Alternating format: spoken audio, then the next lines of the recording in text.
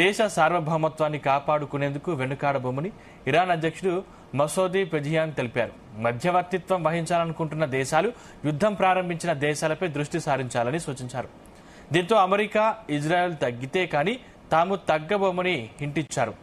దీనిపై ఇవాళ డిబేట్లో చర్చిద్దాం. ఆ డిబేట్లో మనతో పాటు ప్రముఖ విశ్లేషకులు కోటేశ్వరరావు గారు, అలాగే మస్తానరావు గారు, అలాగే బీజేపీ నుంచి రామరెడ్డి గారు జాయిన్ అయ్యారు. ముందుగా కోటేశ్వరరావు గారు, గుడ్ మార్నింగ్. అలాగే కత్తి వెంకటస్వామి గారు కూడా జాయిన్ అయ్యారు కాంగ్రెస్ నుంచి. ముందుగా కోటేశ్వరరావు గారు, నా వాయిస్ వినిపిస్తుందా?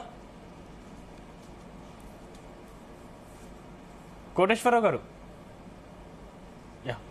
రైట్. మస్తానరావు గారు, హలో సంజయ్ సార్, మీ వాయిస్ లో వస్తుంది, కొంచెం వాల్యూమ్ పెంచుకోండి. ఓకే, ఇప్పుడు వినిపిస్తుందా? కొంచెం కొద్దిగా. రైట్.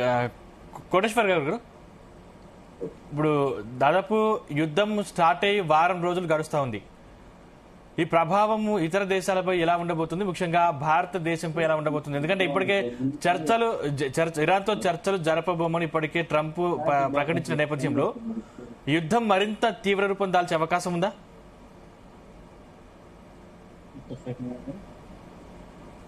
హలో, నా వాయిస్ వినిపిస్తుందా కోటేశ్వరరావు గారు? హలో, నా వాయిస్ వస్తుందా కోటేశ్వరరావు గారు? నా వాయిస్ వస్తుందా? బ్రేక్ అవుతుంది. రైట్, నేను మళ్ళీ మీ దగ్గరకు వస్తాను. రైట్, మస్తానా గారు, good morning sir. Good morning. మీరు అన్మ్యూట్ చేసి మాట్లాడరా? హలో హలో, వినపడుతుంది కదా? వినిపిస్తుంది, చెప్పండి. మస్తానా గారు, మీ వాయిస్ రావట్లేదు. హలో సార్, ఇప్పుడు వినిపిస్తుందా? బానే ఉంది సార్, మీ వాయిస్ వినిపిస్తుందా? రావట్లేదు, లో వాయిస్ వస్తుంది. మరి నాకు బాగానే వినపడుతుంది. లేదు, ఇప్పుడు వినిపిస్తుందండి? మళ్ళీ మీ దగ్గరకు వస్తాను. రైట్, రామరెడ్డి గారు, సార్ మీ చెప్పండి. వాయిస్ కూడా రావట్లేదండి. చెప్పండి, వస్తలేదా? హలో, ప్రాబ్లం మీ సైడ్, మాది మాకు బాగానే వినపడుతుంది. అది అందరికీ వినిపిస్తుంది కానీ మీకు రిటర్న్ రావట్లా. ఓకే, ఒక్క నిమిషం. రైట్, వెంకటస్వామి గారు, నమస్కారం అందరికి, ప్యానెల్లో ఉన్న పెద్దలకు మీకు నమస్కారం.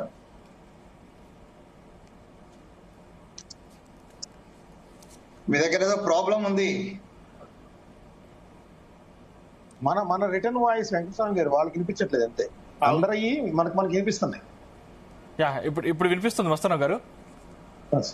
మీరు మాట్లాడేది మాకు వినపడుతుంది, మేము మాట్లాడేది వినపడలేదా మీకు? వినిపించలేదు వెంకటస్వామి గారు. ఇప్పుడు ఓకే. Right, right. మస్తారావు గారు, సార్ చెప్పండి. ఇప్పుడు ఓకే. ఇరాన్, ఇజ్రాయెల్, అమెరికా యుద్ధం స్టార్ట్ అయ్యి ఈ రోజుకి కరెక్ట్ వారం పూర్తయింది. సో యుద్ధం మరింత ముదిరే అవకాశం ఉంది. ఎందుకంటే ట్రంప్ ఇప్పటికీ మేము చర్చలు జరపబోమని ప్రకటించారు. మేము చెప్పిన అధ్యక్షుడిని ఎన్నుకుంటే మాత్రం ఖచ్చితంగా చర్చలు జరిపేదానికి సిద్ధంగా ఉన్నాం. ఒకవేళ ఖమేనీ కొడుకు ముస్తఫా ఖమేనీని ఎన్నుకుంటే మాత్రం మళ్ళీ హతమారుస్తామంటూ ఇప్పటికే ట్రంప్ ప్రకటించిన నేపథ్యంలో ఈ యుద్ధం అంటే పశ్చిమ ఆసియాలో ఈ యుద్ధం మరింత తీవ్ర రూపం దాల్చే అవకాశం ఉందా? గుడ్ మార్నింగ్ అండి. జీ తెలుగు ప్రేక్షకులకు, ప్యానెల్లో ఉన్న పెద్దలకు మీకు కూడా ఖచ్చితంగా అదే కనిపిస్తా ఉందండి. ఇది యుద్ధం ఇప్పుడప్పుడే ముంచేలాగైతే ఏం కనపడుతుంది. ఎందుకంటే ఇరాన్ కి సంబంధించి వాళ్ళ సుప్రీం కమాండర్ని కానీ, వాళ్ళ రక్షణ మంత్రిని కానీ, దాదాపు 42 మంది ప్రధానమైన అధికారులందరినీ కూడా మట్టుపెట్టిన పరిస్థితి. ఇప్పటికే ఇరాన్ చాలా నష్టపోయిన పరిస్థితి ఉంది. సో వాళ్ళు ఏంటంటే ఏకపక్షంగా, అంటే యుద్ధం మొదటగా కవ్వించింది కానీ ఏదైనా కూడా అమెరికా, ఇజ్రాయెలే కాబట్టి ఎవరన్నా మధ్యవర్తిత్వం చూడాలంటే వాళ్ళకి చెప్పండి అనేది ఇరాన్ వాదన. అవును, ఇప్పుడు వాళ్ళ ప్రధానమంత్రి పెజిష్కియాన్ కూడా చెప్పింది అదే, ట్రంప్ బెదిరింపుకి మేమేమీ బెదిరబోము, మేము ఖచ్చితంగా ఈ అమెరికా కళ్ళు తెరిపించేలాగా గుణపాఠం చెప్పడానికి రెడీగా ఉన్నాం, మా ఇరాన్ యోధులందరూ కూడా పోరాటానికి సిద్ధంగా ఉన్నారు, పోరాడుతూ ఉన్నారు, దానిలో ఎటువంటి సందేహం లేదనేది కూడా ఇరాన్ ఆ విధంగా ముందుకెళ్తున్న పరిస్థితి.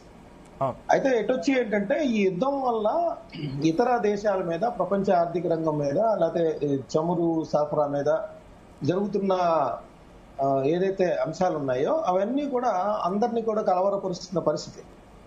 అదొకటి. రెండోది ఏంటంటే ట్రంప్ వ్యవహార శైలి మరింత ఇదిగా ఉండేది. ఇరాన్ లో ఎవరు పాలకులు ఉండాలో తాను నిర్ణయిస్తానని చెప్పడం కూడా ప్రపంచంలో ఏ ఒక్కరు కూడా అంగీకరించే పరిస్థితి లేదు. అది ఖచ్చితంగా ఏంటంటే అది అహంకారపూరితంగా చేస్తా ఉన్నారు. ఇరాన్ ప్రజలకి ఈయన విజ్ఞప్తి చేయటువంటి అసలు అమెరికాలోనే ఈయనకి సంబంధించి అనేక నిరసనలు వ్యక్తమవుతున్న పరిస్థితి ఈయన పరిపాలన పట్ల కానీ. ఇప్పుడు ట్రంప్ చెప్పిన మాట ఇరాన్ వినదు, ఇరాన్ చెప్పిన మాట ట్రంప్ వినరు. సో ఏం జరగబోతుంది అంటారు? ఖచ్చితంగా దీనికి సంబంధించి మరింత ఈ యుద్ధం ముదురుతుంది. దీనివల్ల ఇతర దేశాలకు సంబంధించి కూడా అనేక ప్రభావానికి లోనయ్యే అవకాశాలు అయితే కనిపిస్తా ఉన్నాయి. సో ఇరాన్, అమెరికా, ఇజ్రాయెల్ అనుకుంటుంటే ఇరాన్ అంత తేలిగ్గా లొంగే ఘటంగా కనిపించట్లేదు. మరోవైపు ఏంటంటే అమెరికా స్థావరాలు ఎక్కడున్నాయో వాటిని కూడా విధ్వంసం చేసే దిశగా ఇప్పుడు కదులుతా ఉంది. దీనికి ఇంకేంటంటే వాళ్ళకి అర్థం కాక ఇప్పుడు రష్యా వాళ్ళు ఇంటెలిజెన్స్ సహకారాన్ని అందిస్తున్నారు. అందువల్ల ఇది టార్గెటెడ్ గా పలానా సైనిక స్థావరాలని ఏరికోరి టార్గెట్ చేయగలుగుతుందని చెప్పేసి అమెరికా అంటే ఇట్లాంటివన్నీ ఏంటంటే ఏదో తేలిగ్గా లొంగిపోతుంది, మా దగ్గర ప్రపంచంలోనే మేము అత్యంత శక్తివంతులు అనేది నిన్నటిదాకా అనుకున్నారు అమెరికా. కానీ ఈ రోజు చూస్తే ఏంటంటే ఇరాన్ అంత తేలిగ్గా లొంగే ఘటనలా కనిపించట్లేదు. సో ఖచ్చితంగా ఇది మరిన్ని రోజులైతే కొనసాగే అవకాశాలు కనిపిస్తాం. రైట్ కోటేశ్వర గారు చెప్పండి.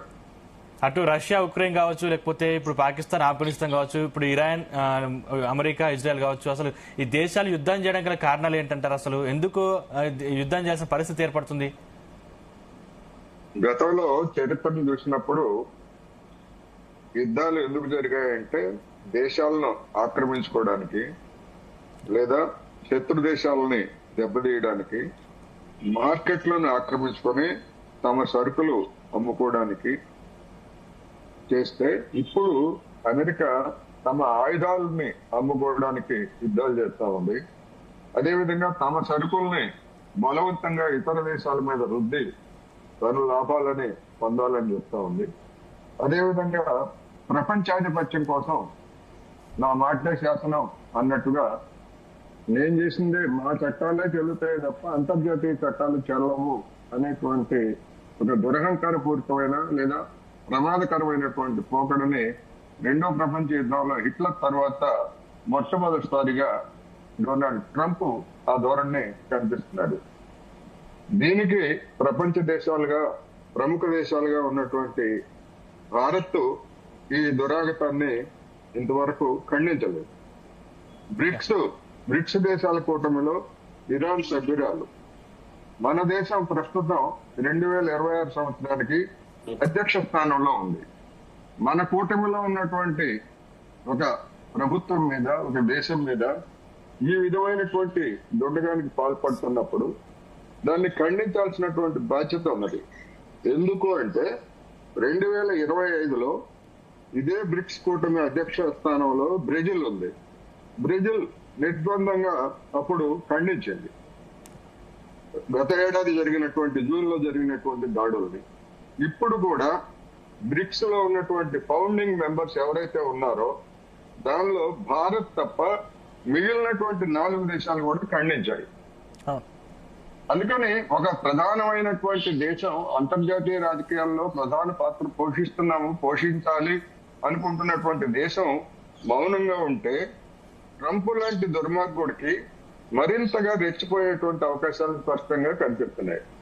అది ఎంతగా అయిందంటే, అంటే మన లొంగుబాటు, ఒక విధంగా మన లొంగుబాటు ఎంతగా అయిందంటే 2 రోజుల క్రితం అమెరికా అధికారి ఒకడు ఢిల్లీలో మాట్లాడుతూ మేము మా ప్రయోజనాలకు అనుగుణంగా మేము వాణిజ్య ఒప్పందం కుదుర్చుకున్నాము, అంతేకాకుండా భారత్ ని గతంలో మాదిరి మేము చైనాకు అవకాశం ఇచ్చినట్టుగా భారత్ మాకు పోటీగా ఎదగడానికి మేము అవకాశం ఇచ్చేటువంటి సమస్య లేదని చెప్పాడు.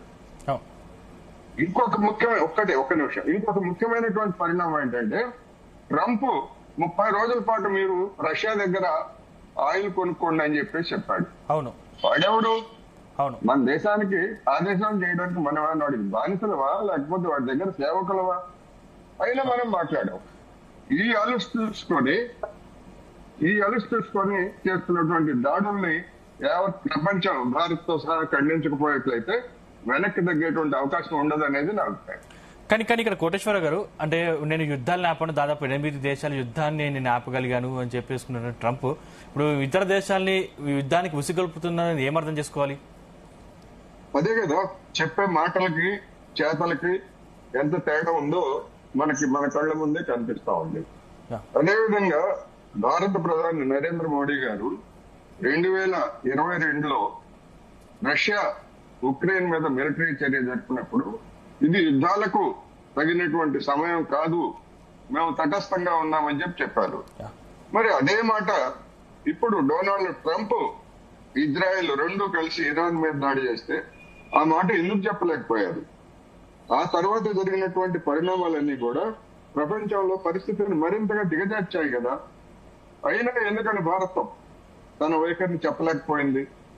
అందుకని ఇలాంటి బలహీనతలు అనేటువంటివి మన విదేశాంగ విధానంలో కనిపిస్తున్న కారణంగానే Yeah. ట్రంప్ లాంటి వాళ్ళు మనం ఏం చేసినా చెల్లుతుంది, భారత్ మన వైపే ఉంది, మౌనంగా ఉంది, మౌనమే అర్ధాంగీకారం, ఇలాంటి భావనలతోటి అమెరికా రెచ్చిపోతా ఉంది. అయితే మనం మౌనంగా ఉన్నంత మాత్రమే రెచ్చిపోతుందని చెప్పడం నా ఉద్దేశం కాదు. మనం ఎందుకని మాట్లాడలేదు అనేటువంటిది ఇక్కడ పాయింట్. రైట్ రామరెడ్డి గారు, సార్ సో ఏం చెప్తారు? మొత్తం మీద అమెరికా, ఇజ్రాయెల్ ఇరాన్ పై దాడి చేస్తే ఇరాన్ ఏమో అక్కడ ఉన్నటువంటి పశ్చిమాసియా దేశాల మీద దాడి చేస్తున్న పరిస్థితి కనిపిస్తోంది. అటు దోహా కావచ్చు, కువైట్ కావచ్చు, సౌదీ అరేబియా కావచ్చు, ఇలాంటి దేశాల మీద ఇరాన్ దాడి చేస్తుంది. అంటే ఈ యుద్ధం మరింత తీవ్ర రూపం దాల్చే అవకాశం ఉందా? ఒకవేళ యుద్ధం తీవ్ర రూపం దాలిస్తే అవి భారతదేశంపై ఎలాంటి ప్రభావం చూపే అవకాశం ఉంది? మీరు మంచి చర్చ పెట్టారు. వచ్చిన గెస్టులు ఆ యుద్ధం మీద మాట్లాడితే మంచిది, మన దేశం మీద అక్కసు వెళ్ళగక్కడం మంచిది కాదు. యా, ఇప్పుడు ఈరానే భారత్ మాకు మిత్ర దేశం అని ఈరాన్ లో ఉన్న వాళ్ళు మన దగ్గర రావడం కోసం మనకు అన్ని విధాలా సహకరిస్తుంది. ఈరాన్కే మన మీద కోపం లేదు, కానీ మన దేశంలో ఉన్న కొంతమందికి మన మీద కోపం ఉంటుంది. అదే దురదృష్టకరం. మన ఈరాన్ అనేది బ్రిక్స్ మెంబర్ కాదు. ఈరాన్ బ్రిక్స్ మెంబర్ అది కాదు.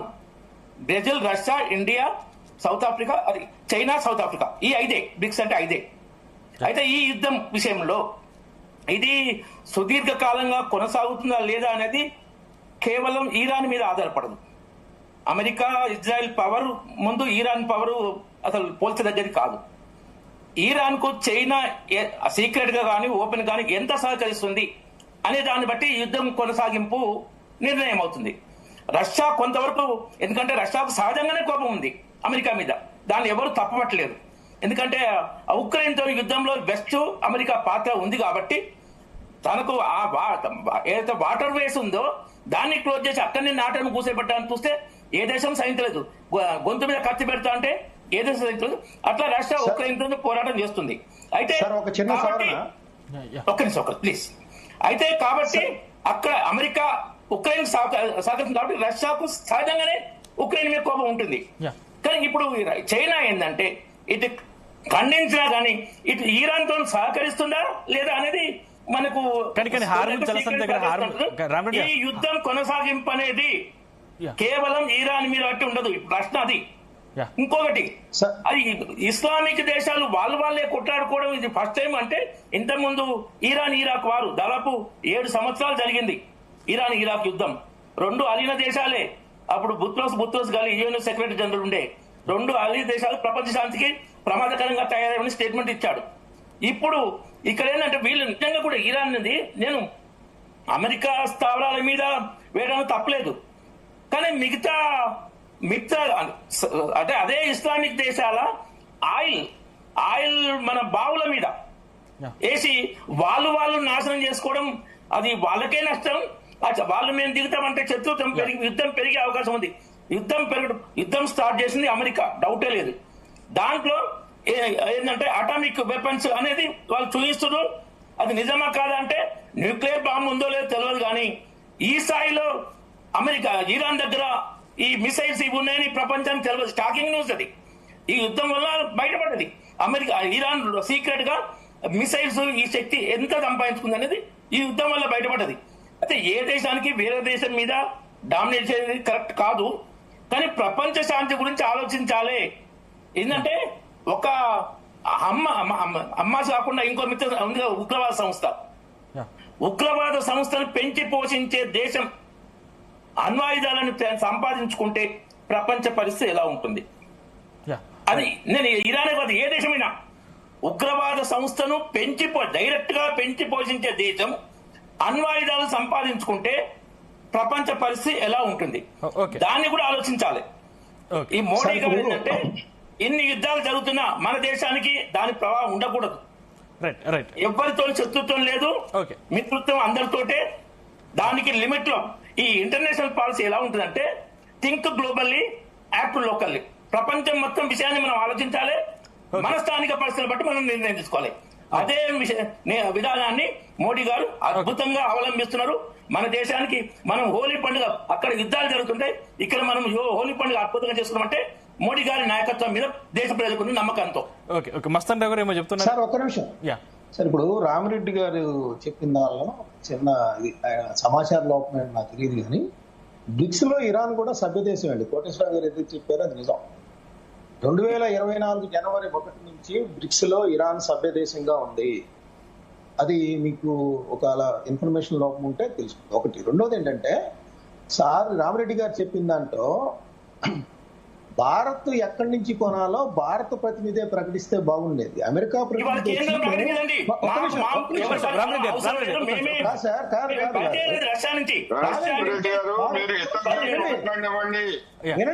రామిరెడ్డి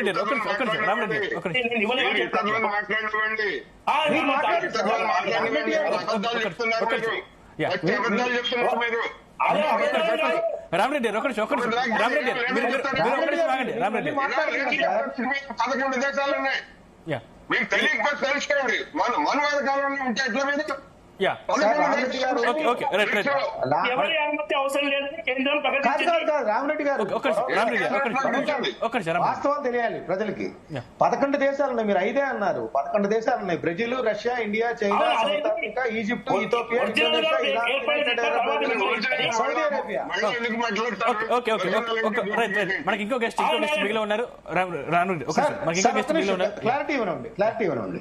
ఇప్పుడు ఇండియా ఎవరి దగ్గర కొనాలో ఇండియా ప్రతినిధి ప్రకటిస్తే బాగుంటుంది. అమెరికా మేము పర్మిషన్ ఇచ్చామంటాన్ని ప్రతి భారతీయుడు ఒప్పుకునే పరిస్థితులు లేరు. అది ఇక్కడ మనం గమనించాల్సింది. ఇప్పుడు ఒప్పందాన్ని గౌరవిస్తాం సార్, ఒప్పందాన్ని గౌరవిస్తాం. మన సార్వభౌమత్వాన్ని మనం ఎంజాయ్ చేయాలి కదా. పర్మిషన్ ఇస్తారంటే అది ఒప్పుకోవాలి. చెప్పింది అసలు వాళ్ళని ఖండించాలి. మీరు ఇవ్వడానికి వీలు లేదని వాళ్ళకి కూడా చెప్పాల్సిన అవసరం ఉంది.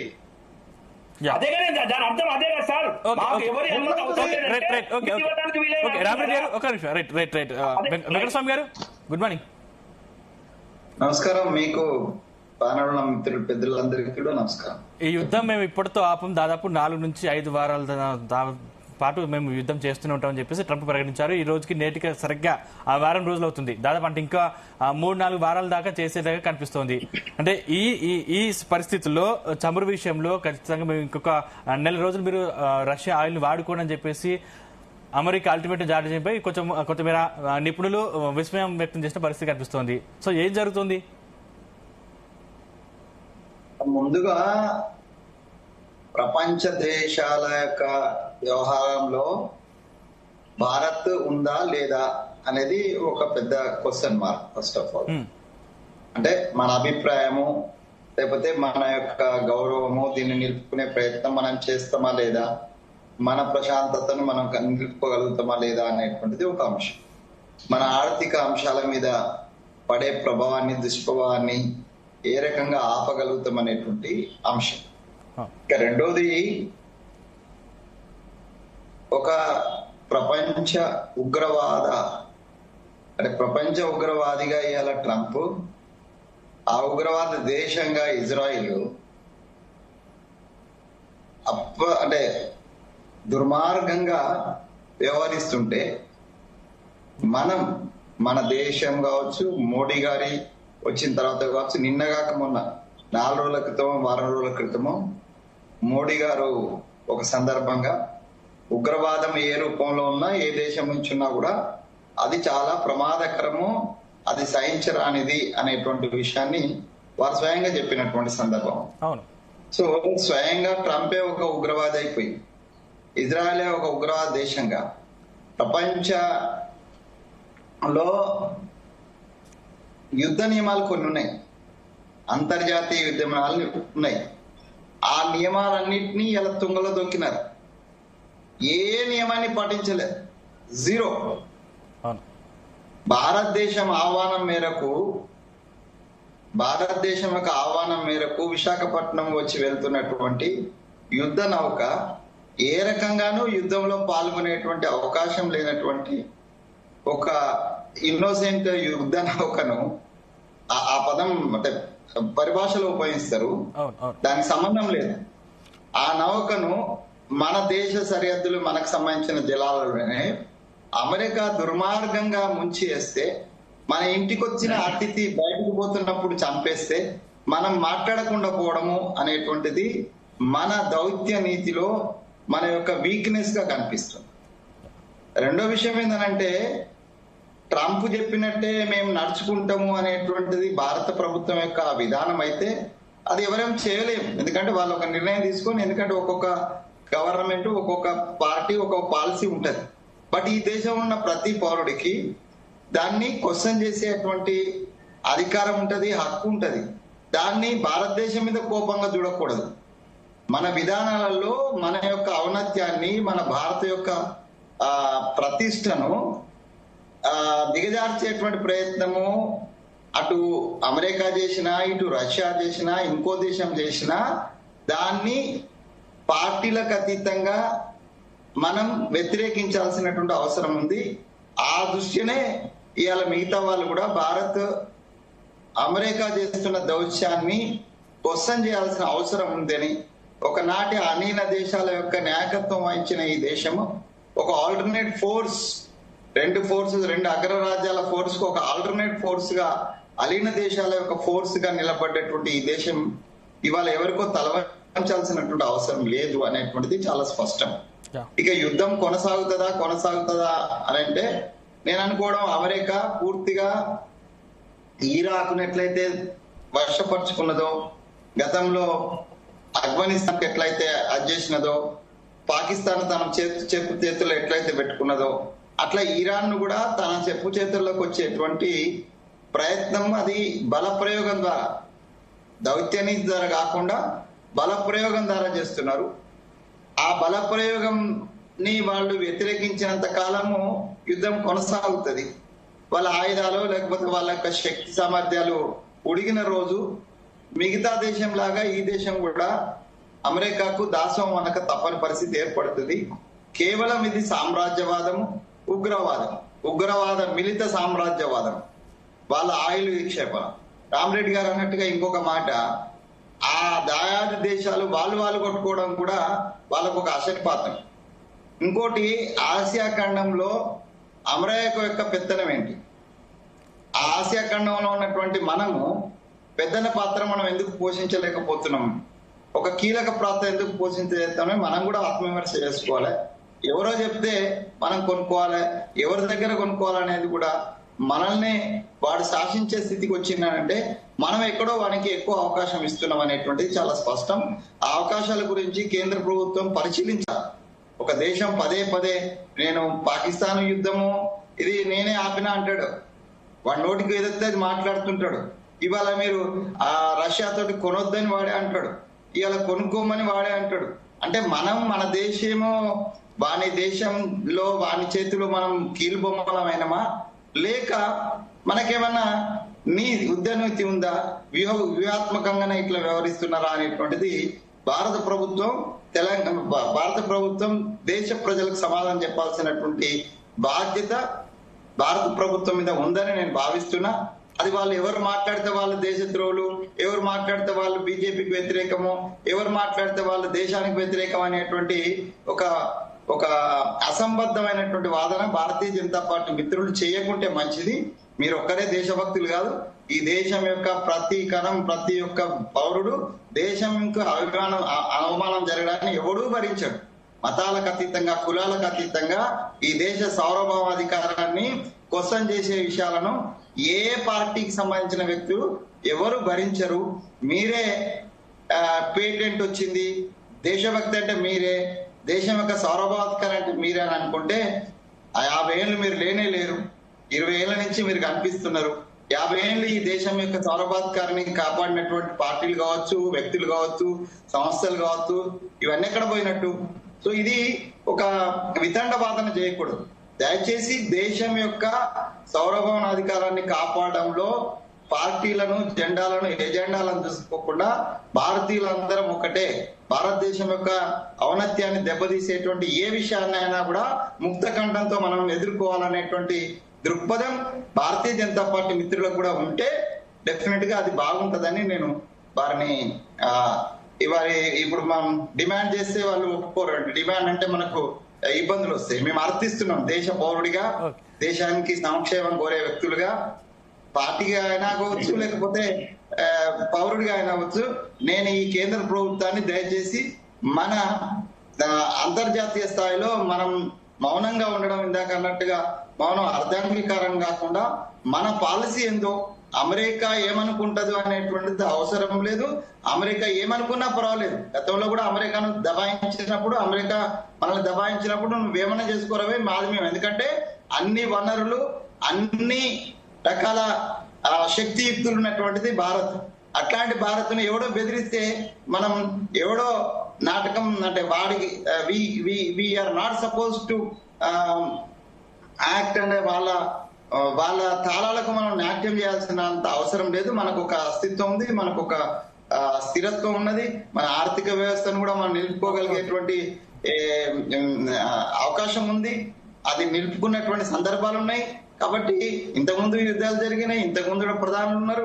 కాబట్టి ఇవన్నిటిని దృష్టిలో పెట్టుకుని దయచేసి నేను కేంద్ర ప్రభుత్వానికి నేను అప్పీల్ చేసేది అంటే, భారత్ యొక్క సార్వభౌమాధికారాన్ని, లేకపోతే భారత్ యొక్క పరువును దెబ్బతీసే విధంగా మాట్లాడుతున్నటువంటి ట్రంప్ ను కావచ్చు, ఇంకా మిగతా వాళ్ళని కావచ్చు, నిర్విధంగా వ్యతిరేకించాల్సినటువంటి అవసరం ఉంది. ఆ దిశగా వాజ్పేయి గారిని, మన ఇందిరాగాంధీ గారిని ఆదర్శంగా తీసుకొని మోడీ గారు వ్యవహరిస్తే బాగుంటది అనేది నా సూచన. రామరెడ్డి గారు సార్, ఒకటేంటంటే ఇరానే కాదు, యుఏఈ కూడా బ్రిక్స్ మెంబర్. యుఏఈ మీద ఇరాన్ అటాక్ చేస్తుంది, అదొకటి. తర్వాత ఇరాన్ యుద్ధమును ముంచింది శ్రీలంక దక్షిణ భాగంలో హిందూ మహాసముద్రంలో. భారత జలాలు కావు అవి, భారత జలాల్లో కాదు, శ్రీలంకకు దక్షిణ. రామరెడ్డి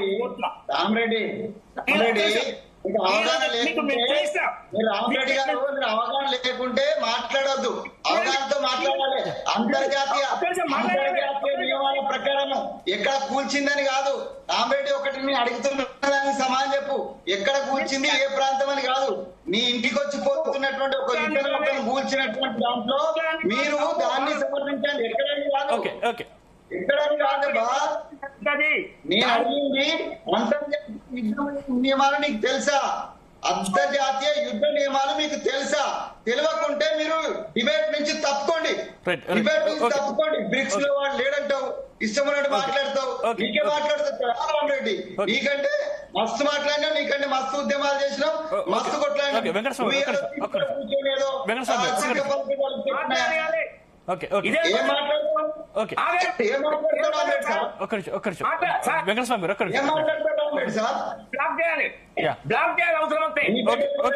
మీరు మాట్లాడండి రామరెడ్డి గారు, మీరు మాట్లాడండి.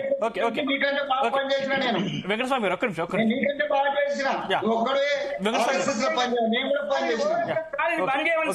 ఓకే ఓకే, మీరు మాట్లాడండి రామరెడ్డి గారు, మీరు మాట్లాడండి. 2 వారాల తర్వాత 130 మంది నావికులతో కూడిన ఆ ఓడ హిందూ మహాసముద్రం అడుగున పడి ఉంది. మార్చి 4న శ్రీలంక దక్షిణ తీరంలో అమెరికా జలంతర్గామి దాన్ని టార్పిడోతో ముంచేసింది. శ్రీలంక దక్షిణ భాగంలో భారత జలాలు అయితాయా? శ్రీలంకలో ఉత్తరంలో మనం ఉంటాం. కానీ వెంకటస్వామి గారు చెప్తుంది ఏంటంటే, అంటే మన దేశానికి వచ్చినటువంటి అతిథిని పేల్చేటప్పుడు మనం బాధ్యత నేను దానితో మాట్లాడతా. పాటించడంలో, అంతర్జాతీయ యుద్ధ నియమాలను పాటించడంలో Trump and the group fail అయ్యింది, దాన్ని అతిక్రమించింది. ఆ అతిక్రమణను దానికి ఉదాహరణ ఇది కూడా ఒకటి అని చెప్పిన నేను. దానికి ఉదాహరణ ఇది కూడా ఒకటి. చెప్పండి రామరెడ్డి మీరు మాట్లాడండి. కల్నల్ గద్దాఫీని అమెరికా కాంగ్రెస్ గవర్నమెంట్ ఏం ఖండించలే, నోరు మూసుకుంది. కల్నల్ గద్దాఫీని అమెరికా ఆ దేశంలో చంపేసినప్పుడు కాంగ్రెస్ గవర్నమెంట్ ఖండించలే. IAEA ఇంటర్నెట్ అణు ఒప్పందం విషయంలో ఇరాను అణు కార్యక్రమాలు చేస్తుంది అని దాని మీద ఓటింగ్ పెడితే ఇరాన్ వ్యతిరేకంగా ఓటేసింది కాంగ్రెస్, అప్పుడు కాంగ్రెస్ నాయకత్వం, భారత ప్రభుత్వం. కాబట్టి మనం అధికారంలో ఉన్నప్పుడు ఒక నీతి, ప్రతిపక్షంలో ఉన్నప్పుడు ఇంకో నీతి కరెక్ట్. నేను అదే అడుగుతున్నా, నిన్ను అడుగుతున్నా అదే. నువ్వు అధికారంలో లేనాడు ఏం మాట్లాడినావు? ఒక్క నిమిషం వెంకటస్వామి గారు, ఒక్క నిమిషం వెంకటస్వామి గారు. ఇప్పుడే మాట్లాడుతున్నావు అంతర్జాతీయ. ఓకే మీరు వెంకటస్వామి గారు, మీకు అదే క్వశ్చన్ వేస్తున్నా. మీరు అధికారంలో లేని రోజు ఈ అంశాల విషయంలో మీరు మాట్లాడింది ఒకసారి పునరాలోచన చేసుకోండి. ఓకే రామరెడ్డి ఒక్క నిమిషం, ఒకటే పాయింట్. పోఖ్రాన్ టెస్ట్ 1975 లో ఇందిరాగాంధీ చేస్తే జనసంఘ్ మేము స్వాగతించాం. మనకి అన్వయిత మనకు కూడా కావాలని. రెండో టెస్ట్ వాజ్పేయి గారు చేస్తే కాంగ్రెస్ విమర్శించింది. ఇది ద్వంద్వ నీతి మనకి రాదు. మేము దేశం కోసం కాంగ్రెస్ చేసిన మంచి పనులను స్వాగతించాం. ఇక్కడ దేశం కోసం కష్టపడ్డ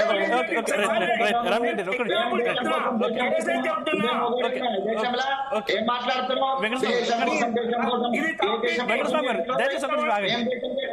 బాగా మాట్లాడుతున్నావు.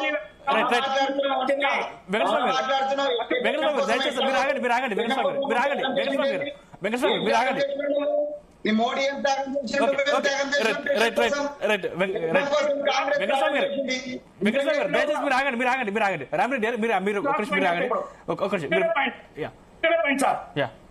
చైనా యుద్ధంలో నెహ్రూ ప్రైమ్ మినిస్టర్ మనం ఘోరంగా ఓడిపోయినా కానీ భారతదేశం అమ్మేసిన జనసంఘ అనలే. ఏం లేకుండా భారతదేశం అమ్మేని అత్యంత నీచంగా దేశాన్ని అవమానించే విధంగా కాంగ్రెస్ దుర్మార్గంగా మాట్లాడుతుంది. ఇది నేను చెప్పింది.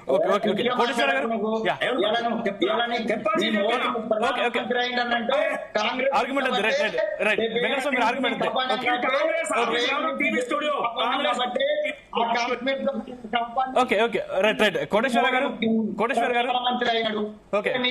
బీజేపీ అధికారంకి వచ్చింది, కాంగ్రెస్ లేకపోతే నీ మోడీ ఎక్కడ ఉన్నాడు? నీ భారతదేశం ఎక్కడ ఉన్నది?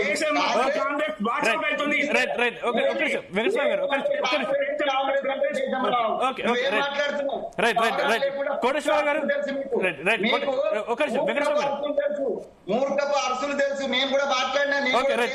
వెంకటస్వామి గారు మనం మిగతా వాళ్ళకి అవకాశం ఇద్దాం. వెంకటస్వామి గారు మిగతా వాళ్ళకి అవకాశం.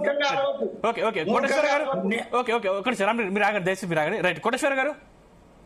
ఇప్పుడు రామిరెడ్డి గారు పచ్చి అబద్ధాలు చెప్తున్నారు. అబద్ధాలు మానుకోవాలి. అబద్ధాలు ఎక్కువ కాలం చెల్లవు. పోఖ్రాన్ అణు పరీక్షను కాంగ్రెస్ పార్టీ వ్యతిరేకించలేదు. కొంతమంది నాయకులు విమర్శించారు తప్ప పార్టీ అఫీషియల్ స్టాండ్ వ్యతిరేకము కాదు. ఒక్కసారి నిజాన్ని ఉండండి చెప్తా ఉంటే చెప్తున్నా. మీరు చెప్పేదేంటి? చేయలేదు, కాంగ్రెస్ పార్టీగా అపోజ్ చేయలేదు. ఒకటి పార్టీ పరంగా అపోజ్ చేయలేదు. ఒకటి ఖమేనీ మృతికి సంతాపం చెప్పాలా లేదా అనేటువంటి అంశంలో కేంద్ర ప్రభుత్వము కొద్ది రోజులు తటపటాయించింది. అవును. ఈ లోపల రామిరెడ్డి గారు లాంటి వాళ్ళు వాట్సాప్ నిండా ఎందుకు మనం సంతాపం తెలపకూడదు, భారత వైఖరి ఎలా సరైందో అని చెప్పేసి పుంకాలుగా వాట్సాప్ మెసేజ్లు పెట్టి జనం బుర్రని మార్చడానికి చూశారు. మరి ఎందుకని వెళ్ళి మన కేంద్ర ప్రభుత్వ ప్రతినిధి వెళ్ళి సంతాపం వచ్చాడు అంటే అప్పుడు అమెరికా అనుమతి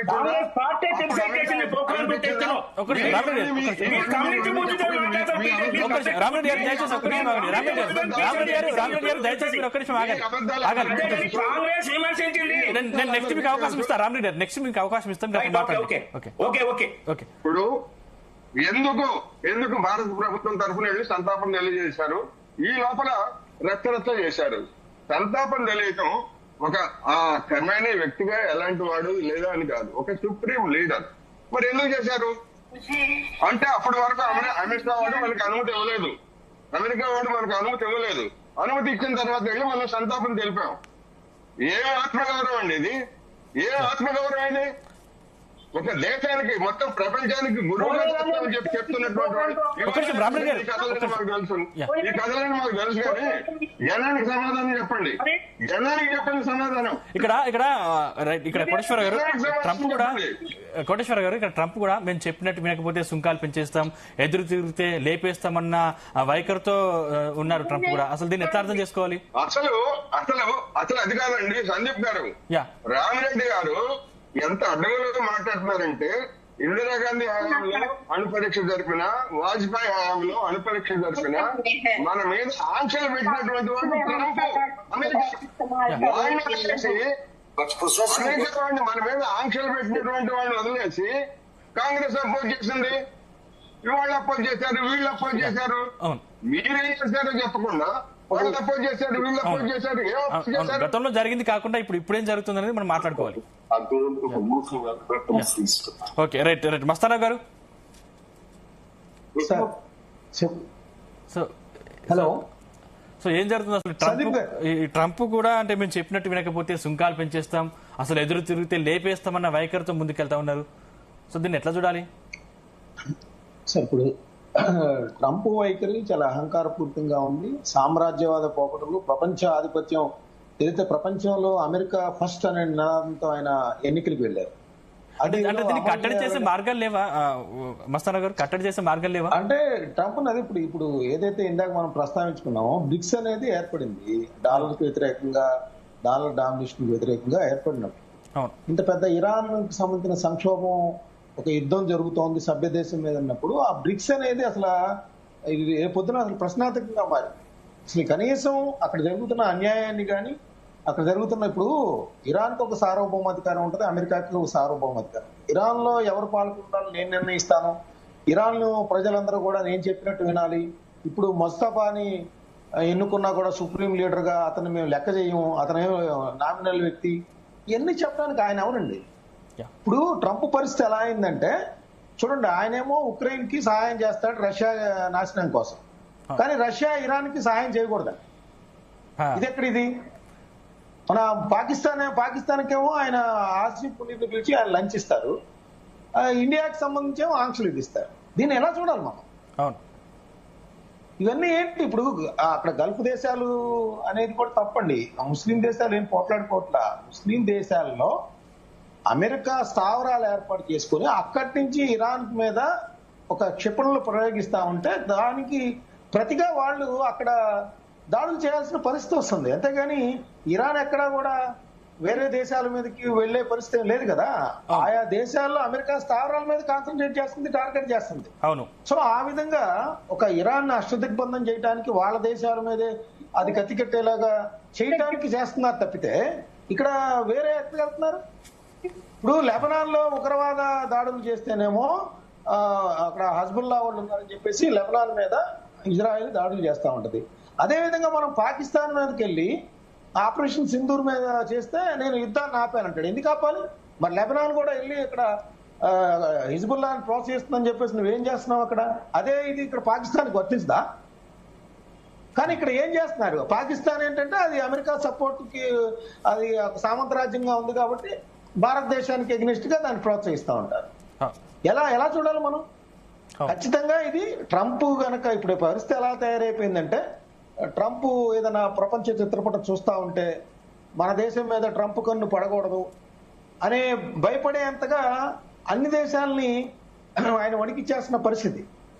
ఒక రకంగా ఒక చెప్పాలంటే ఏదో మాఫియా డాన్లు ఎలా ఉంటారో, ఇదో నేను చెప్పినట్టు వినాలి, నేను చెప్పినట్టు వినకపోతే పన్నులు వేస్తాను, నేను చెప్పినట్టు వినకపోతే మీ మీద ఈ ఆంక్షలు పెడతాను, నేను చెప్పినట్టు వినకపోతే మీ పక్కన ఉన్న దేశంలో మీ మీద యుద్ధానికి ప్రోత్సహిస్తాను. సో ఇట్లాంటివన్నీ కూడా ఇరాన్ ఆ చమురు క్షేత్రాలు ఉన్నాయి, వాళ్ళ నిక్షేపాలు ఉన్నాయి, వాళ్ళ పరిపాలన వాళ్ళు చేసుకుంటారు, వాళ్ళ వ్యాపారాలు వాళ్ళు చేసుకుంటారు. మీరు చెప్పినట్టు ఎందుకు వినాలి? ట్రంప్ చేస్తుంది ఏంటి? అక్కడ ఆ చమురు నిల్వలు స్వాధీనం చేసుకోవాలి, అక్కడ వెనిజువేలాలో చమురు నిల్వలు స్వాధీనం చేసుకోవాలి, ఉక్రెయిన్ లో ఖనిజాల నిల్వలను స్వాధీనం చేసుకోవాలి. ఇవన్నీ చేసి ప్రపంచంలో అమెరికాని ఒక శక్తివంతమైన దేశంగా నిలపాలి, మిగతా దేశాలన్నీ కూడా అమెరికాకి ఊడికం చేయాలి. ఇది ఆయన సిద్ధాంతంగా కనిపిస్తుంది తప్పితే ఎక్కడా డెమోక్రటిక్ గా లేదు. యుద్ధ నియమాలు లేవు, ఏమి లేవు. ట్రంప్ చెప్పిందే యుద్ధ నియమం. ట్రంప్ వెళ్ళి ఒక దేశాన్ని కబ్జా చేస్తే అది ఎవరు మాట్లాడలేని పరిస్థితి. నిజంగా ఇందాక ప్రస్తావించారు ఆలయన దేశాలుగా మూడవ ప్రపంచ దేశాలకు సంబంధించి భారత్ అప్పట్లో నేతృత్వం వహించింది. సో ఇప్పుడు అవన్నీ కూడా పోయినాయి. ఇప్పుడు బలవంతుడిదే రాజ్యం ఉన్నట్టుగా మళ్ళీ ఇప్పుడు ఈ న్యూక్లియర్ వెపన్స్ ఇన్ని వచ్చినా కూడా ఖచ్చితంగా అవన్నీ కూడా మేము చెప్తేనే ఉపయోగించాలి అనే పరిస్థితి వస్తూ ఉంది. ఇప్పుడు చైనా, ఉత్తర కొరియా లేదా రష్యా ఎందుకు అమెరికాకి కొంతలో కొంతన్నా స్టేట్మెంట్ ఇవ్వవలసి ఉన్నాయి. తప్పు, ఇరాన్ లో అక్కడ సుప్రీం లీడర్ ని చంపడం తప్పు అనే విషయాన్ని కనీసం వాళ్ళు ఎలుగెత్తి చాటారు. మనమేమో 5 రోజులు పట్టింది సంతాప సందేశం తెలియజేయడానికి 5 రోజులు పట్టింది. సో దీనిలో మార్పు రావాల్సిన అవసరం ఉంది. ప్రజలు ఇదైతే కోరుకోవట్లేదు, ప్రజలైతే కోరుకోవట్లేదు. ఖచ్చితంగా అమెరికా ఆధిపత్యాన్ని ప్రశ్నించకపోతే రేపు ముందు ముందు ఇతర దేశాలకు అదేవిధంగా భారతదేశానికి కూడా ప్రమాదం ఉండే అవకాశం అయితే కనిపిస్తాం. వెంకటస్వామి గారు ప్లీజ్ కంక్లూడ్. ఏం లేవు, యుద్ధం ఆగాలని ఆచరించాల్సిందే. యుద్ధం ఆగకపోతే భారత్ తో సహా ప్రపంచ దేశాల అన్నిటి మీద ఆర్థికమైనటువంటి నష్టము, పర్టికులర్ గా ఆర్థిక వ్యవస్థకు డెఫినెట్ గా, ఎందుకంటే పశ్చిమాసియా దేశాలు ఏవైతే ఈ గల్ఫ్ దేశాలు ఏవైతే ఉన్నాయో ఇది మొత్తం ప్రపంచానికి ఒక అంటే ఇంధనానికి సంబంధించినటువంటి ఒక పెద్ద రిసోర్స్. సో దీని నుంచి మన అంటే ట్రాన్సాక్షన్స్ ఆగిపోతే ఆ దేశాలు నాశనం అవడమే కాదు, మిగతా దేశాల యొక్క ఆర్థిక వ్యవస్థ కూడా భారతదేశానికి కూడా దాదాపు 20% దాకా ఆయిల్ ట్రాన్స్పోర్టేషన్ అంటే మనం కొనుగోలు చేసే దాంట్లో ఈ దేశాల నుంచే ఇరాన్, ఇరాక్, లేకపోతే మిగతా గల్ఫ్ దేశాలు వీటికి సంబంధించినటువంటి అది ఉంది. కాబట్టి దాని మీద మనకు ఇమ్మీడియట్ ఎఫెక్ట్ పడుతుంది. దాన్ని మనం సరి చేసుకోవడానికి మిగతా దేశాల దగ్గరికి పోవాలంటే ఇప్పుడు వారు చెప్పినారు కదా, సరే మనకు రష్యా ఒక ఆల్టర్నేట్ సోర్స్. సో ఆ రష్యా ఆల్టర్నేట్ సోర్స్ ను నిన్నటి దాకా ట్రంప్ మీరు రష్యా నుంచి కొంటే మేము ఇదేస్తాం అదేస్తాం అని అంటే మనం ఆపినం అనేటువంటిది, ఆపినం అని అధికారికంగా ఎక్కడ చెప్పలే, ఆపినారు. ఇప్పుడు ట్రంప్ అనే చెప్తున్నాడు మరి ఇక అక్కడి నుంచి మీకు రాదు కాబట్టి మీరు కొనుక్కోమని దయచేస్తున్నారు. కాబట్టి మోడీ గారి యొక్క చాతుర్యంతో దౌత్య నీతితోటి ట్రంప్ గారు ఇప్పుడు దయదలిచి మనకు రష్యా నుంచి కొనుక్కోవడానికి అవకాశం ఇచ్చింది. కాబట్టి మనం కొంత దాన్ని అధ్యత్తాం. కానీ లాంగ్ వేలో ఆలోచించినప్పుడు దీర్ఘకాలం యుద్ధం కొనసాగినట్టు ఏదంటే ఆయా దేశాల్లో ప్రాణ నష్టము, ఆస్తి నష్టంతో పాటు మిగతా దేశాల యొక్క ఆర్థికమైనటువంటి వ్యవస్థ మీద పెనుభారం పడేటువంటి అవకాశం ఉన్నది, దెబ్బతీసే అవకాశం ఉన్నది. దీన్ని ప్రపంచ శాంతిని కోరుకునేటువంటి దేశంగా మనము శాంతిని ఆకాంక్షించేటువంటి అహింస మార్గంలోనే స్వతంత్రాన్ని సంపాదించుకున్నటువంటి దేశంగా డెఫినెట్ గా ఈ హింస ఆగాల, ఈ ఉగ్రవాదం ఆగాల, ఈ సామ్రాజ్యవాదం ఆగాలనేటువంటిది మన ఆకాంక్షగా ఉండాలి. భారత ఆకాంక్షగా వ్యక్తిగతంగా కావచ్చు, నా పార్టీ పరంగా కావచ్చు, ఈ యుద్ధం ఇమ్మీడియట్ గా ఆగిపోవాలనేటువంటి ఆ దిశగా ఒకవేళ భారత్ యొక్క పాత్ర పోషించాల్సి వస్తే భారత్ తరఫున ఇలా కేంద్ర ప్రభుత్వము అందరికి సంబంధించింది, భారత్ మొత్తానికి సంబంధించింది, అది కాంగ్రెస్ పార్టీ బీజేపీ పార్టీకో సంబంధించి. కాబట్టి ఈ యుద్ధాన్ని ఆపాల్సిన పరిస్థితి అయితే అన్ని దేశాలకు ఉన్నది, ఐక్యరాజ్య సమితి ఉన్నది. సో దాన్ని నయానా భయానా లేకపోతే ఏ రకమైనటువంటి దౌత్య నీతితో ఆపుతారో ఆపే క్రమంలో మన పాత్ర ఎంత ఉందో ఆ పాత్రను క్రియాశీలకంగా భారత్ పోషించి భారత్ యొక్క ఔన్నత్యాన్ని, భారత్ యొక్క సార్వభౌమాధికారాన్ని నిలబెట్టడంలో కేంద్ర ప్రభుత్వం ముందడుగు వేయాలని మాత్రం ఒక భారత పౌరుడిగా, ఈ దేశ పౌరుడిగా నేను వాళ్ళను ఆకాంక్షిస్తున్నా. ఆ రకంగా జరగాలి. ప్రపంచంలో యుద్ధాలు ఆగిపోవాలి. యుద్ధం అనేది ఎప్పుడు వినాశనానికి దారి తీస్తుంది. ఏ రకమైన చిన్నదైనా పెద్దదైనా యుద్ధం ఎప్పుడు కూడా వినాశనానికి దారి తీస్తుంది. కాబట్టి ఆ యుద్ధం ఆగాలని కోరుకుంటున్నాం. ఆ యుద్ధం ఆగే దిశలో భారత్ యొక్క పాత్ర కూడా చురుగ్గా ఉండాలి, క్రియాశీలకంగా ఉండాలి, అది ప్రశంసాత్మకంగా ఉండాలని కోరుకుంటున్నాం. రైట్, కోటేశ్వరరావు గారు ప్లీజ్ కంక్లూడ్. ఇప్పుడు శ్రీలంక దగ్గర అంతర్జాతీయ జలాల్లో నౌకను ముంచేశారు. అవును, హిందూ మహాసముద్రం అనేటువంటిది మన పలుకుబడిలో లేదా మన రక్షణ కోసం ఆ ప్రాంత దేశాలన్నింటా ఉండాలనేటువంటిది భారత ప్రభుత్వ విధానం. అటువంటి మన పెరటి తోట బ్యాక్ యార్డ్ లో అమెరికా వాడు వచ్చి ఆ విధంగా పేల్చి వేస్తే మనం అసలు కనుగొన్నామా లేదా, వాడి ఉనికిని కనుగొన్నామా లేదా, కనుగొంటే మన మిత్ర దేశ నౌకని మనం హెచ్చరించాలా లేదా, మన అతిథిగా ఉన్నటువంటి నౌకని. ఒకవేళ కనుగొనలేకపోతే మన వాళ్ళు నిద్రపోతున్నట్టు లెక్క. రేపు అమెరికా వాడు వచ్చి దాడి చేశాడు, పాకిస్తాన్ వాడు వచ్చి దాడి చేసినా కూడా మన వాళ్ళు ఇట్లాగే నిద్రపోతూ ఉంటారు. ఏమిటి మన దేశానికి ఉన్నటువంటి రక్షణ ఏమిటి? అంతర్జాతీయ జలాల పేరుతోటి అమెరికా వాడు ఇష్టం వచ్చినట్టు చేయొచ్చా? అదే చైనా వాడు దక్షిణ చైనా సముద్రంలో అంతర్జాతీయ జలాల్లో మా నౌకలను రానివ్వట్లేదు అది ఇదని చెప్పేసి హడావుడి చేస్తే భారత్ కూడా అమెరికాకు మద్దతు పలికింది కదా. ఈ దౌర్జన్యానికి అడ్డుకోకపోతే, విమర్శించకపోతే ఎందుకని ఆ నౌకలు పేర్చివేయడం తప్ప ఒప్ప? పోనీ సమర్థిస్తే సమర్థించండి, ఎస్ ఇరాన్ కనుక పోతే పోయిందిలే సమర్థించండి. అది చేత కాదు, ఇది చేత కాదు. మొత్తం భారతదేశ ప్రతిష్టనే ఇవాళ ప్రపంచ మీడియాలో వస్తున్నటువంటి విశ్లేషణలు ఇవన్నీ చూస్తే భారత వైఖరి గురించి ఇది అమెరికాకి ఇజ్రాయెల్ కి లొంగిపోయింది అనేటువంటి అభిప్రాయం క్రమంగా బలపడతా ఉంది. దాని వల్ల వచ్చేటువంటి పరిణామాలు, ఫలితాలు ఎట్లా ఉంటాయంటే, మనం అనుసరించినటువంటి విధానాలు, తప్పుడు విధానాల ఫలితంగా చివరికి భూటాన్, మాల్దీవులు కూడా మనల్ని లెక్క చేసేటువంటి స్థితిలో ఇవాళ లేవు మన చుట్టుపక్కల దేశాల్లో. ఇటువంటిది భారత్ కు చాలా ప్రమాదకరం. భారతదేశాన్ని రక్షిస్తానని చెప్తున్నటువంటి నరేంద్ర మోడీ ప్రభుత్వ విధానాలు మరింత హానికరమైనటువంటి ధోరణులకు తీసుకెళ్తున్నాయి. ప్రతి దేశభక్తుడు ఇలాంటి విధానాలను వ్యతిరేకించాలి అనేది నేను ఈ సందర్భంగా చెప్పదలుచుకున్నాను. రామరెడ్డి గారు ప్లీజ్ కంక్లూడ్. సరే, ఇరాన్ ఇరాక్ యుద్ధం 1980 నుంచి 1988 వరకు జరిగింది. 8 ఏళ్ళు జరిగింది. ఆ 8 సంవత్సరాలు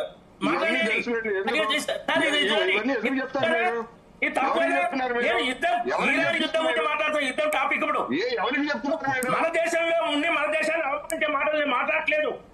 మన దేశ గౌరవాన్ని దెబ్బతీసే మాటలు మాట్లాడలేదు. మాట్లాడండి సార్, ఇది తప్పు సార్. ఆయన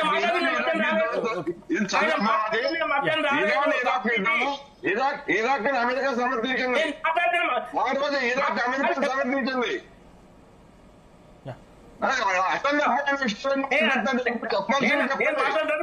ఇప్పుడు చెప్పాల్సింది ఏం సార్ ఏం కాదు. రామరెడ్డి మీరు మాట్లాడండి. రామరెడ్డి మీరు కంక్లూడ్ ఇవ్వండి. ప్రస్తుతం జరుగుతున్న పరిణామం మీరు కంక్లూడ్ ఇవ్వండి రామరెడ్డి గారు. చెప్తా ఒకటి, ఒక దేశం యుద్ధాలు చేస్తున్నప్పుడు ఆపడం అంటే మనం పెన్ను తీసి జేబులో పెట్టుకొని బయటపెట్టినంత ఈజీ కాదు. మన భారతదేశానికి కాంగ్రెస్ ఇందిరాగాంధీ లాంటి చెప్పుకున్న సమర్థనాయకులు ఉన్నప్పుడే ఇరాన్ ఇరాక్ యుద్ధం అవుతుంటే ఇందిరాగాంధీ ఏం చేయలేకపోయింది. చిన్న దేశాలు, అమెరికా దేశం కాదు. తర్వాత 4 ఏళ్ళు అంటే ఇప్పుడు బీజేపీ కూడా ఏం చేయలేకపోతుందని మీరు చెప్తున్నారా? అన్నిట్లో మనము అన్నిట్లో మన దేశాన్ని సేఫ్ గా చూసుకోవాలి. మన దేశాన్ని సేఫ్ గా చూసుకోవాలి. తప్పిది ఏ యుద్ధంలో సార్ ఉక్రెయిన్ రష్యా యుద్ధం ఆపడం కోసం ప్రపంచం అడిగితే మోడీ గారు ఉక్రెయిన్ కూడా వెళ్ళొచ్చారు. ఆయన వినడం ఎందుకంటే మోడీ గారు ఉక్రెయిన్ కూడా వెళ్ళొచ్చారు. మన ట్రంప్ ఆయన ఉక్రెయిన్ అధ్యక్షుడు పిలిపించుకున్నాడు, అయినా ఆగలే. ట్రంప్ సూపర్ పవరే ఆపలేకపోయింది ఉక్రెయిన్ రష్యా యుద్ధాన్ని. 8 ఏళ్ళు జరిగిన ఇరాన్ ఇరాక్ యుద్ధాన్ని 8 ఏళ్ళు కాంగ్రెస్ అధికారంలో ఉన్న కాంగ్రెస్ పార్టీ దానికి ప్రయత్నం కూడా చేయలేదు. యుఎన్ఓ దిగి యుఎన్ఓ ఆపింది ఇరాన్ ఇరాక్ యుద్ధాన్ని. 8 ఏళ్ళ తర్వాత యుఎన్ఓనే 8 ఏళ్ళ తర్వాత ఆపింది. మనము మన దేశాన్ని చూసుకోవాలి. ఇంతకుముందు చెప్పిన థింక్ గ్లోబల్లీ, యాక్ట్ లోకల్లీ. మన దేశానికి ఏ ఇబ్బంది రాకుండా చూసుకోవాలి. దాంట్లో మోడీ గారు అద్భుతంగా చూసుకున్నారు.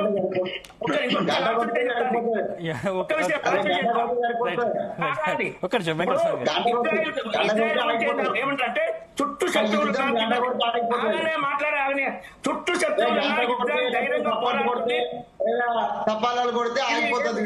తప్పండి, మీరు ఆపట్లేదు, ఆపాలి.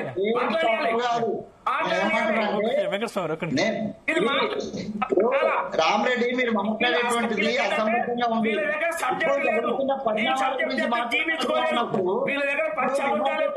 రామరెడ్డి ఇక్కడ కూర్చున్నది విమర్శ కోసం కూర్చున్నా లేక ఇప్పుడు ప్రస్తుతం జరుగుతున్నటువంటి పరిస్థితిని వివరంగా చెప్పడానికి కూర్చున్నావా? కేవలం కాంగ్రెస్ విమర్శించడానికి కూర్చున్నానంటే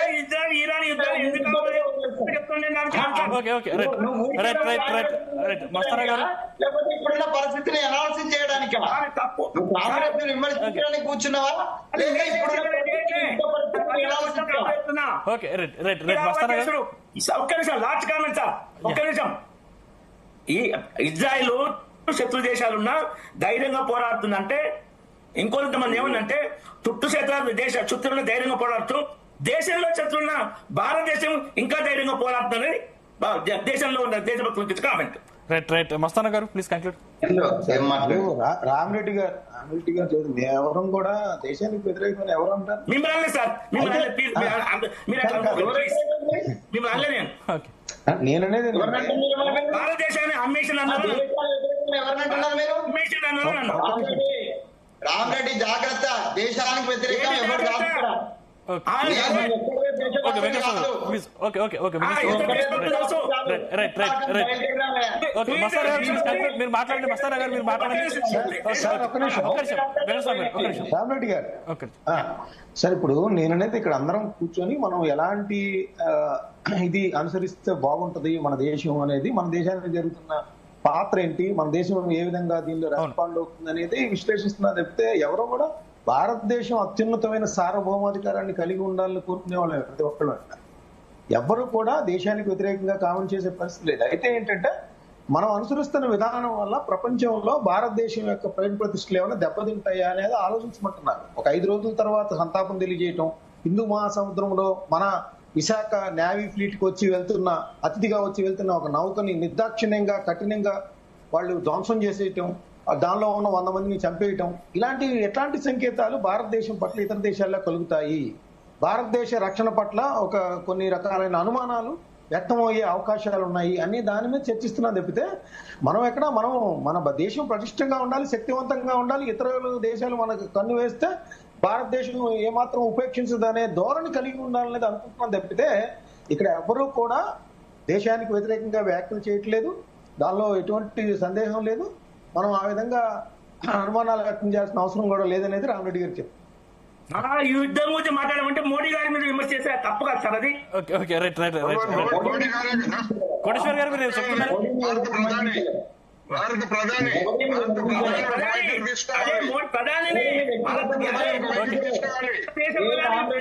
రామరెడ్డి గారు రామరెడ్డి నువ్వే పెద్ద మోడీ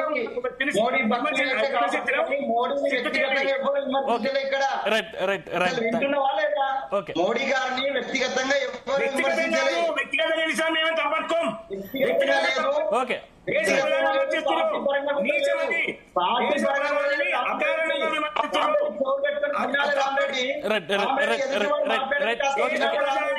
ఓకే కోటేశ్వర్ గారు ఓకే కోటేశ్వర్ గారు రైట్ రైట్ వెంకటస్వామి గురించే మాట్లాడుతున్నారు. ఓకే రైట్ రైట్ వెంకటస్వామి గారు దయచేసి ఒక్క నిమిషం ఆగండి. Okay okay okay okay Koteshwar గారు మీరు చెప్పాలనుకుంటున్నారు? కోటేశ్వర్ గారు వెంకటస్వామి గారు దయచేసి ఒక్క నిమిషం ఆగండి. వెంకటస్వామి గారు ఓకే రామరెడ్డి గారు వెంకటస్వామి గారు దయచేసి ఒక్క నిమిషం ఆగండి. ఒక్క నిమిషం రామరెడ్డి గారు వెంకటస్వామి గారు ఓకే ఓకే రామరెడ్డి గారు దయచేసి ఆగండి. రామరెడ్డి గారు దయచేసి మీరు ఒక్క నిమిషం ఆగాలి.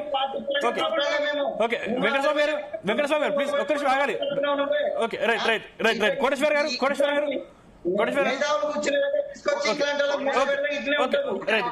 మీరు మాట్లాడండి. కోటేశ్వర్ గారు మీరు మాట్లాడండి. ఓకే